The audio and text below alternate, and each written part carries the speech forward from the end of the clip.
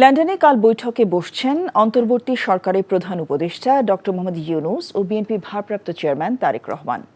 এ বৈঠকের মধ্য দিয়ে সংকট কাটিয়ে দেশের রাজনীতিতে নতুন ডাইমেনশন সৃষ্টি হতে পারে বলে মনে করছেন বিএনপি মহাসচিব মির্জা ফখরুল ইসলাম আলমগীর।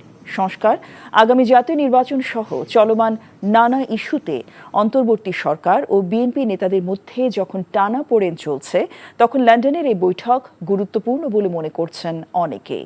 বৈঠকে আগামী নির্বাচনের সময় তারেক রহমানের দেশে ফেরা সহ প্রাসঙ্গিক সব বিষয়েই আলোচনা হবে বলে আশা করছেন মির্জা ফখরুল।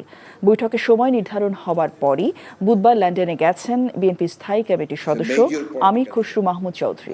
এবং আমার মনে হয় যে এখন এই সময়ের মধ্যে এটা সবচেয়ে ইম্পর্টেন্ট ইভেন্ট। সাক্ষাৎকারটা হলে নতুন ডাইমেনশন সৃষ্টি হতে পারে, সম্ভাবনা অনেক আর কি। এখন এটা নির্ভর করবে আমাদের নেতৃবৃন্দের উপরে। দলের তরফ থেকে আমরা আমাদের একজন চেয়ারপারসনকে সম্পূর্ণ যেটাকে বলে যে অথরিটি দিয়েছি এবং তার সাফল্য প্রার্থনা করেছি। এই সাক্ষাৎকারে অনেক সুযোগ তৈরি হতে পারে এবং সেই সুযোগগুলো তৈরি করার একটা সুযোগ এসছে আমাদের দুই নেতার। বান্ডেল থাকলে প্রতি সেনমানিতে টাকা বাঁচবে। বিকাশ সেনমানি বান্ডেল কিনে জিতুন প্রতি লেনদেনে।